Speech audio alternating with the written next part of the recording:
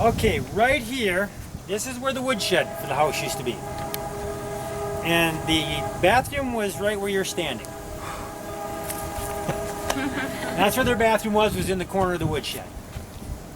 You know, just for later reference.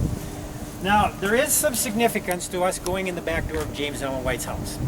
Back in those days, guests would always come in the front door, and family always comes in the back door. So we're going to go in as family today. There's one request we do make in this house is that you stay within the room that I'm in this one. Because there's a lot of rooms to wander around in here. We just particularly don't like any of our guests wandering through it. We tell this to all the groups. I mean, we're all adults here, but we tell it to even the kids groups and everything, so that's why we tell it, because we have to tell it to everybody. But we do appreciate it if you just stay in the room and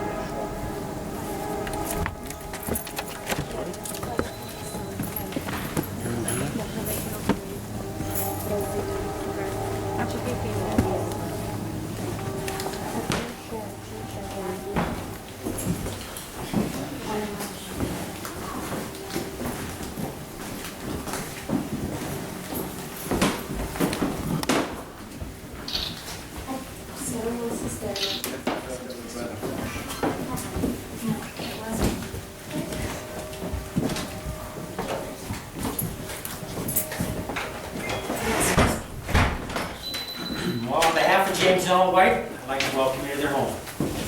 They had this home built for them in 1856. They lived here for 7 years, moving out in 1863. Now, as while they lived in this home that Ellen White was told every woman's dream. She was neither to cook nor was she to clean, she was to hire it done. She had more important things to do. She had books to write, she had sermons to prepare. So at 5 o'clock in the morning, the cook came in and started breakfast. Now, Mrs. White had something she always loved. She called them gems. We would call them biscuits. Now, Ellen White and I got along great. I love biscuits and gravy for breakfast. She could have brought them down to my house. I'd have supplied the gravy. Only thing better than biscuits and gravy is mashed potatoes and gravy for breakfast. But I'm sure. Yeah. Oh yeah, great stuff. All right, now in the back room there, the very far room back of this doorway through there, is called the grain room or the bread room. The one in front of it is referred to as the buttery. Because that's where they would churn their butter. That's also where they would dry their herbs and their vegetables and put their canned goods.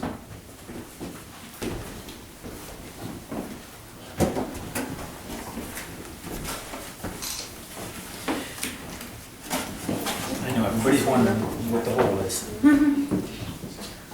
You think the Catholic Church is the only one with catacombs? All right. Now, when this house was built, it was built without a well. The neighborhood well was owned by a man by the name of Jonah Lewis. Jonah Lewis lived just to the south of us here. And Jonah Lewis was kind of like a modern-day Daniel back in those days because he'd go to his barn 3 times a day to pray.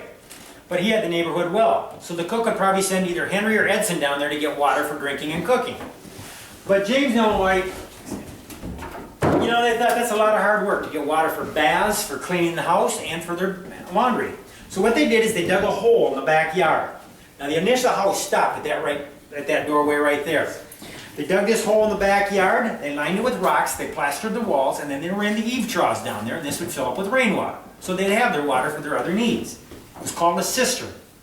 Now when they put the addition on the house, they went across the cistern, and then they hooked up this little handy pump head here. So they could pump the water they needed for their baths, for cleaning the floor, and for her automatic clothes washer. Well, remember, it was automatic to her. She hired it done.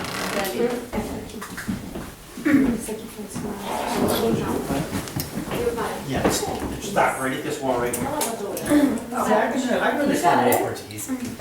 All right, now, another quiz. Any idea what this is? You know, I've heard that before, but that's not the number one or number two answer, but I've heard that one before. What? Oh, come on. I haven't heard my two most common. Nail? Not nails.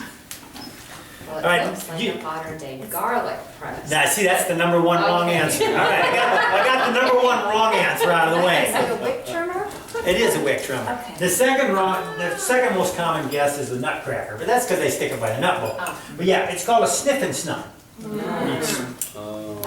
Yes, I stick it by the nut bowl, but yeah, garlic press is usually the number one wrong answer. And I'm getting so I can understand that in other languages even, so. All right, we're gonna walk into this room right here.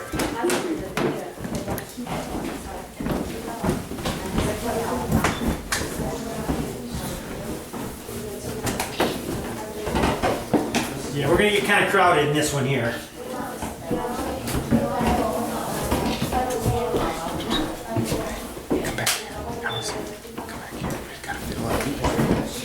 Actually, I'm gonna walk along this wall here, so she might want to turn the other way, because she's gonna want to take pictures on this one.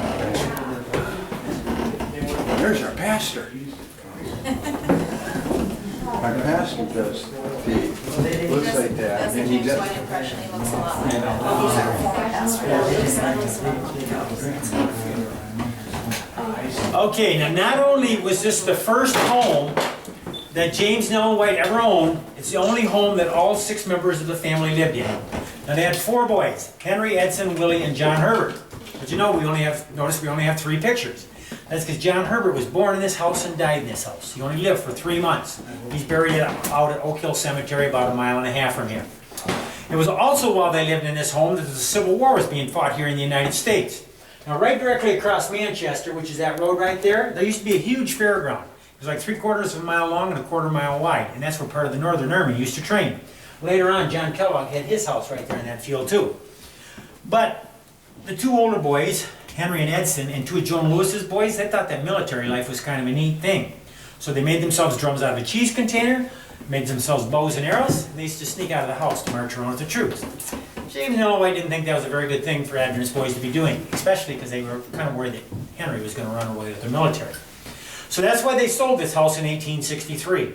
Now they bought a house closer to the center of town, but instead of moving there, they actually moved out to Maine for a while. There they were staying with the Stockbridge Howland family in Topsham, Maine. Now the Howland family was very familiar to James and Ellen White because when they first got married, that's where they made their first home, was with the Howlands. And also the Howlands had raised Henry for the first 6 years of his life. So that winter when James and Ellen White decided to go on a preaching tour, they thought what a better place to leave the boys than with the Howlands.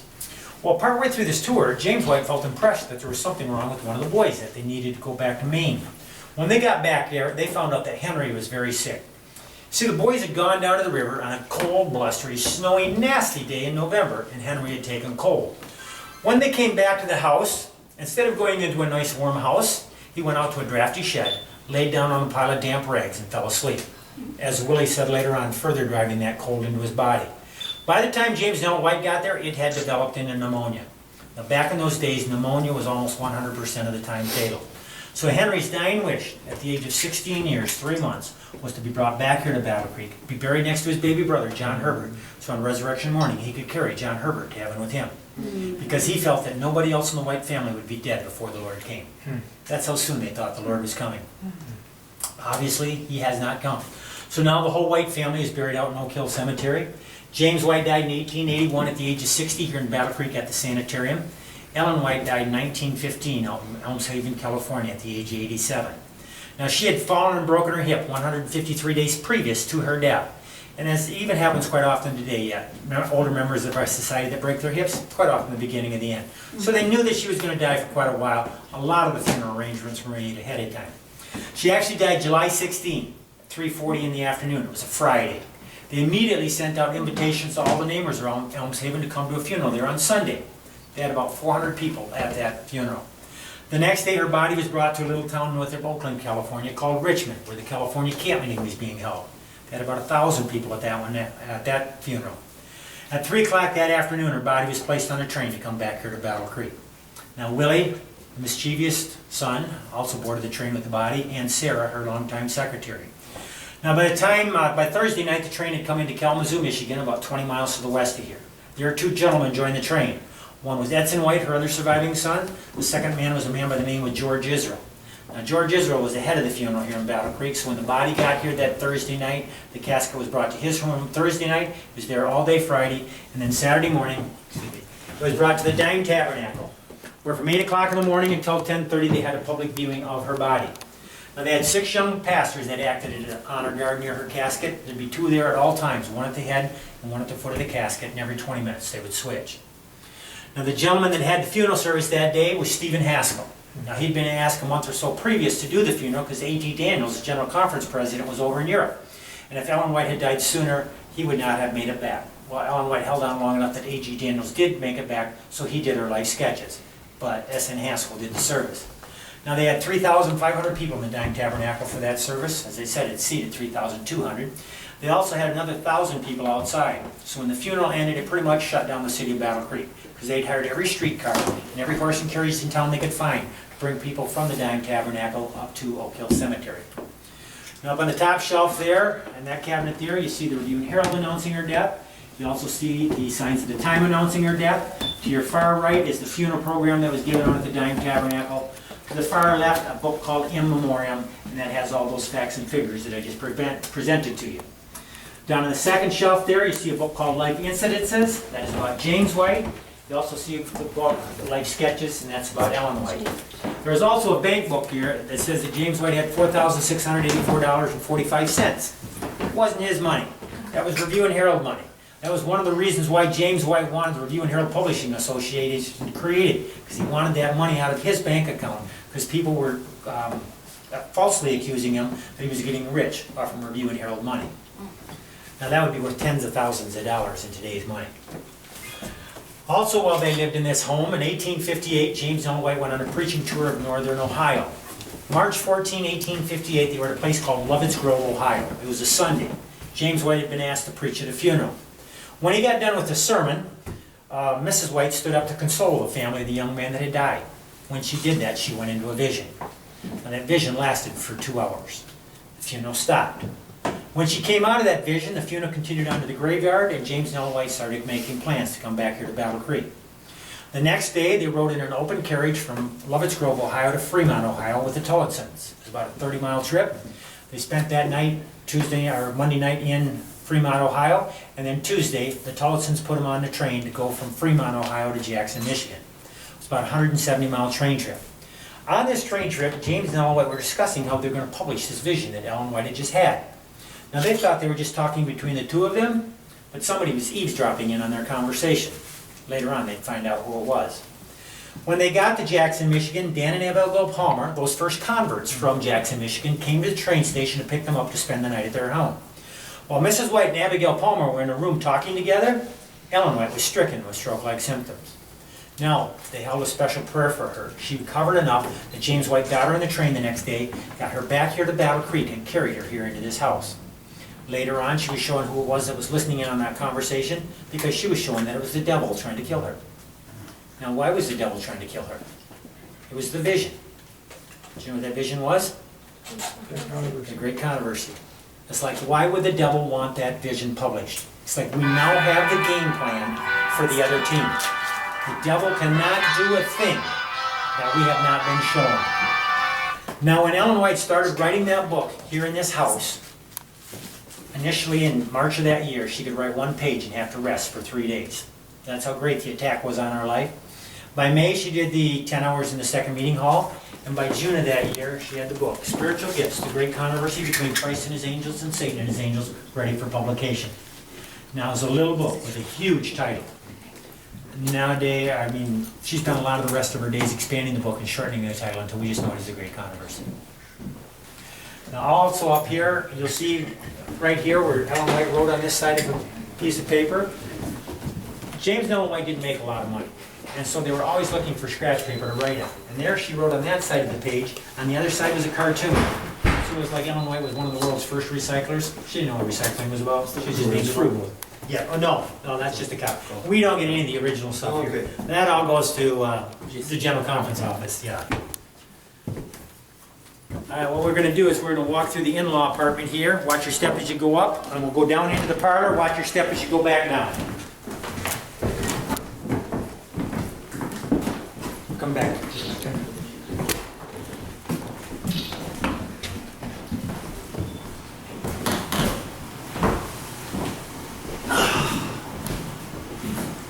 James and Ellen White moved to Battle Creek in 1855. They were renting a home, and it cost them $1.50 a week.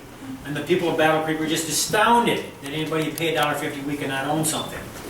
So eventually, 2 lots were purchased on Wood Street here for $230, and then a simple home was put up for $500. Now, the original home went from that wall, that one to the one at the top of the steps. But of course, when James and Ellen White moved in here, they were already a family of 5, plus housekeepers. So they immediately had to put additions on the house, and they started on the south one. Now that blue bedroom there, that's the boys' bedroom. That bed in there is called the trundle bed, and we do know that they did have a trundle bed. Now, on that trundle bed, those ropes on the bottom, those are the springs of the day. And if those ropes began to sag, you use the thing with the handle that's on the top there. You'd go over top of the rope, near the knot, and you'd twist it. You'd work your way all the way around the bed until you came back to that knot, and you'd retie that knot back up. Now, the mattresses at that time would have been filled with whatever was available at that time of the year. Now, that could have been hay, straw, grass, horsehair, and if they were lucky, feathers. So that's where that term, sleep tight and don't let the bed bugs bite, came in. Now, at 5 o'clock, the cook started breakfast. At 6:30, the family as a whole would go into a dining room. There, they would eat their breakfast, and then at 7 o'clock, they'd come back out here for worship. And worships were at 7 and 7. 7 in the morning and 7 at night. If James White was here, he'd be in charge of worship. If he was gone, Ellen White would be in charge of worship. If they were both gone, whoever was in charge of the boys that day would be in charge of worship.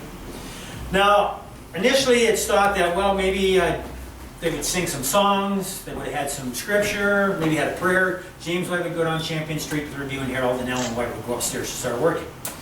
Well, those songs that they sang them, though, they sang them by a cappella because they didn't have music. But Henry, being very musical, he convinced his 2 younger brothers to help him start a garden. They sold the fruits, the vegetables, the seeds from that garden, and also with the money that Henry was making at the Review and Herald until they earned $100, and they bought a melodeon, similar to the one right there. Now that was huge, considering the initial house cost $500. Now the thing over there with the Bible in it, that is the only piece of furniture that we have that we know for sure that the Whites own. Now it's from this time period, so it could have been in this house, but we can't guarantee that. They could have bought it later as used furniture, but we do know that they did own that. All right, what we're going to do is we're going to go upstairs to the bedrooms. Now, please be careful on the steps, they are very steep. Back in those days, it was a little more common for couples to sleep apart. But in this case, it worked out to the benefit of both James and Ellen White. He worked extremely hard down at the Review and Herald. He needed his rest. Ellen White never knew what time she was going to be awakened in here to start writing. This way he could write, or she could write, and he could sleep.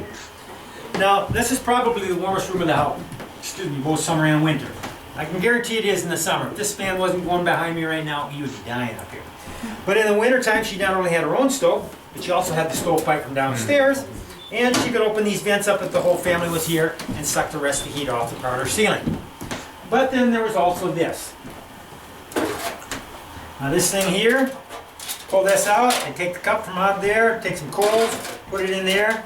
And if she was sitting in a chair similar to the one back there, she'd put it on the floor and put her feet on. It's a foot warmer. If your feet is warm, our feet are warm, it makes the rest of your body think that it's warm. Of course, there's always those people that will say, that's a great artifact. How do you know Mrs. White had a foot warmer up here? I know you're all thinking that, so I do have an answer for that.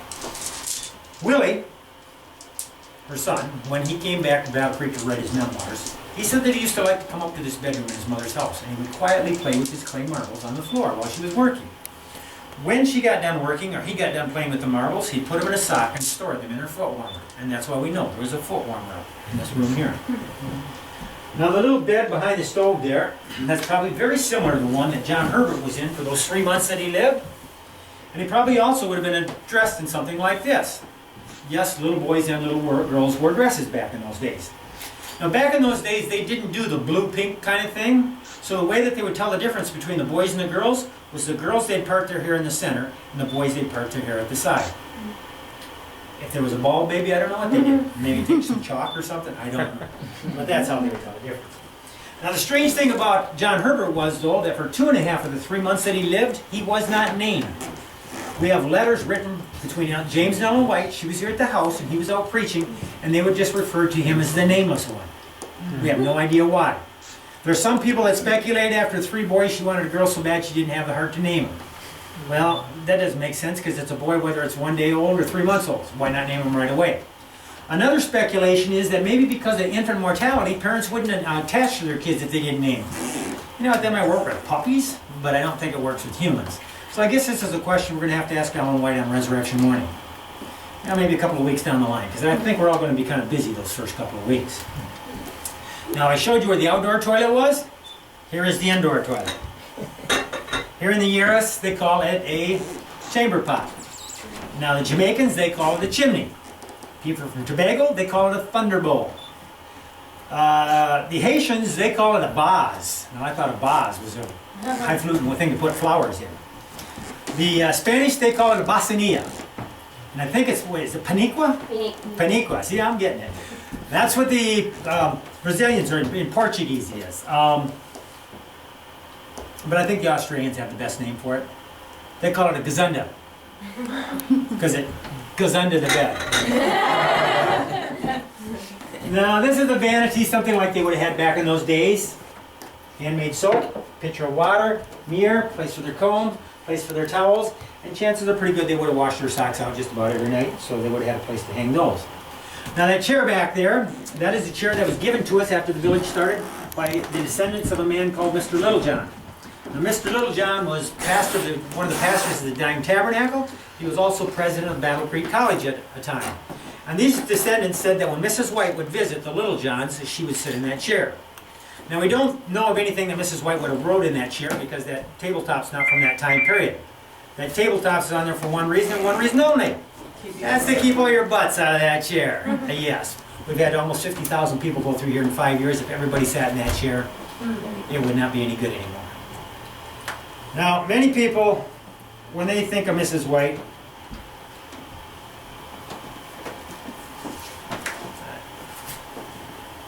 this is the way we communicated here on the campus. I don't have the radio on here. Many people, when they think about Mrs. White, they think about a woman that all she did was chastise people. That she had no sense of humor. And that she had no hobbies. Well, number one thing is that Mrs. White never told anybody something the Lord hadn't already told her to tell them. So don't shoot the messenger. She was only doing what she was told. As far as a sense of humor, Mrs. White had a very quick sense of humor. After James had died and Willie was their caretaker, they had just come back from Australia and they were out in California.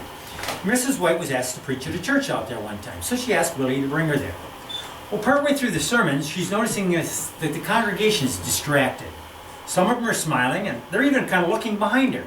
So finally she turns around to look, and there is her grown son, William Clarence White, seated among the ministers, sound asleep. She turns back to the congregation. She says, you know, when Willie was a baby, James and I used to bring him in his bassinet, and we'd put him behind the pulpit to sleep while we preached. He's just never gotten out of that habit. And she just let Willie sleep and went right on with the sermon. Now, as far as hobbies, Ellen White used to like to make rag rugs. Now, the neighbors, they would savor their rags. She would rip them into strips, and then she would braid them into a rug. Sew them together, braid them into a rug. Now, she just thought this was the greatest of hobbies. James White, though, he wasn't all that impressed about it.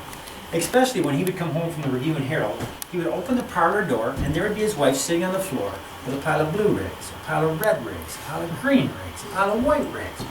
She didn't understand exactly how upset he was getting, though, until one day she was here at the house, and she heard a voice off in the distance. Yeah, it was somebody singing. Whoa, it's James singing. She recognizes the tune, but she doesn't recognize the words. Finally, when James White gets close enough that she can hear the words, at the top of his lungs, he is singing, "In heaven above, for all his love, there will be no rag rugs there." Ellen White took that as a hint, and she took knitting for the rest of her life.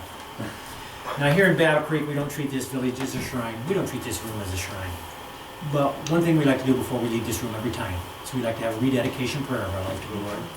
And I like to have some of my guests do that. And I like to have them do it in their native tongue. So would you have a prayer for us in Portuguese? Sure. Yes, and then you have one for us in English afterwards. Okay. Pai que está nos céus, nós estamos aqui, Senhor, nesse lugar tão, que tem tanto significado para nós, Senhor. Nós te agradecemos por esse privilégio de estarmos aqui, aprendendo mais, Senhor, dessa tua serva. Amém. Muito obrigado, Senhor, por essa oportunidade que o Senhor nos dá, Senhor.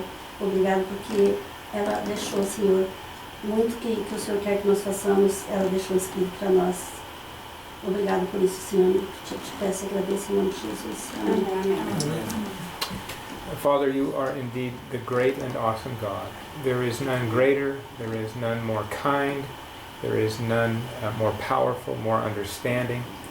And we thank you, Lord, for your great acts of preservation, for saving these artifacts that establish our faith in our past. We thank you for preserving our faith and preserving us for when Jesus comes again. In His name we pray. Amen. Amen. And here we are at the home of James and Ellen White. You know, it's hard for me to explain, but it's just a really awesome, literally once-in-a-lifetime experience for me to come here to Battle Creek and the Historic Adventist Village here, and hope you've been enjoying all these stories. If you have any questions, please ask me them in the comments below. Yeah, it's just like I love Adventist history. I've grown up on these stories. I love them. But then to actually come here and be at the sites where this such major Adventist history happened is just really, really awesome. All the buildings have been so much fun. All the cool history has been a lot of fun. Hope you've enjoyed this video. Be sure to check out my other geocaching historical location videos at youtube.com/tnphotobug. And as always, this is Geocacher TN Photobug signing out. I'm having a blast with Bast.